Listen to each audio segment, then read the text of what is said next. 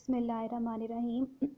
Dear class, आज ये अब हमारा सैम्पलिंग एंड सैम्पलिंग डिस्ट्रीब्यूशन आपके चैप्टर नंबर 14 का लेक्चर नंबर 3 होगा, जिसमें हम आज मज़ीद कुछ टर्म्स को डिस्कस करेंगे। इनमें से जो पहली टर्म है आज की वो है existent population versus hypothetical population.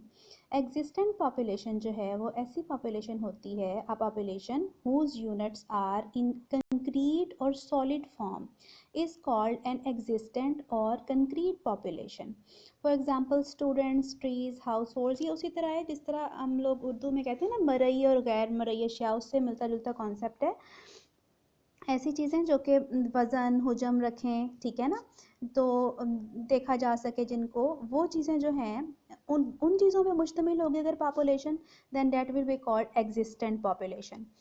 जबकि a population whose units are not available in solid form is called hypothetical population। लेकिन अगर solid form में नहीं होंगे उसके यूनिट्स, तो ऐसी पॉपुलेशन को हम लोग क्या कहेंगे? ऐसी पॉपुलेशन को हम लोग हाइपोथेटिकल पॉपुलेशन कहेंगे। फॉर एग्जांपल, अगर हमारी पॉपुलेशन है कॉइन टॉसिंग में हेड्स एंड टेल ऑब्टेन करने की। अब हेड आया, हमने लिख लिया है हेड, खुद लिखते गए हेड टेल्स, या फिर हम लोग उसके मुतालिक सोच सकते हैं, ठीक है ना, कि अगर हम कॉइन टॉस करें तो या हेड आएगा या टेल आएगा, हम दूसरी दफ़ा टॉस किया तो या हेड आएगा या टेल आएगा, ठीक है। ऐसी पॉपुलेशन जो कि कंक्रीट फॉर्म में ना हो, ठीक है, बल्कि उसको सिर्फ उसके मुतालिक सोचा जा सके, तो ऐसी पॉपुलेशन को क्या कहा जाता है? ऐसी पॉपुलेशन को हाइपोथेटिकल पॉपुलेशन कहा जाता है।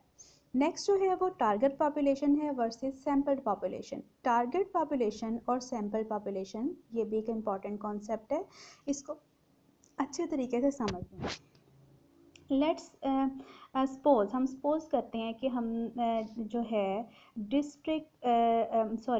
प्रोविंस जो है हमारा पंजाब का, उसमें कोरोना वायरस के पेशेंट्स की हम लोग सूरत हाल चेक करना चाहते हैं, ठीक है ना, कि क्या सूरत हाल चल रही है, किस स्टेज पे हैं मरीज़, ठीक है, कितने मरीज़ हैं और ये सब।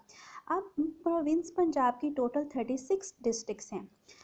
टारगेट पॉपुलेशन हमारे पास पूरा पंजाब है जिसकी 36 डिस्ट्रिक्ट्स हैं, लेकिन टाइम की कमी या कॉस्ट की कमी वगैरह की वजह से हम लोगों के पास, हम लोग इन सारी 36 डिस्ट्रिक्ट्स का सर्वे नहीं कर सकते। तो हम लोग क्या करते हैं, 36 डिस्ट्रिक्ट्स में से लेट्स सपोज कि हम 6 डिस्ट्रिक्ट्स को चूज़ कर लेते हैं और फिर उन डिस्ट्रिक्ट्स में से फर्दर सैंपल्स ड्रॉ करते हैं।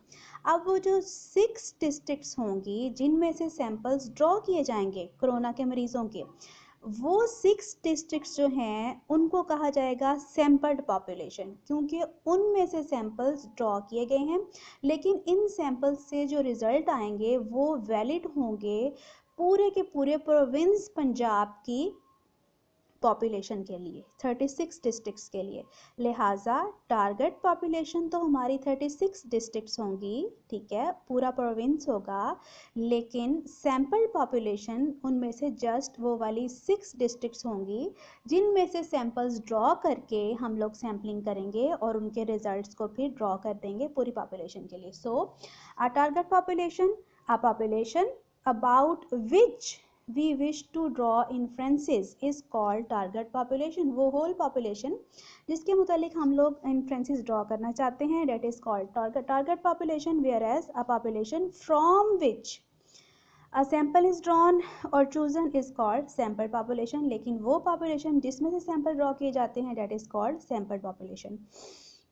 नेक्स्ट जो है वो सेंसस या complete enumeration versus sample survey है। सेंसस किसे कहते हैं?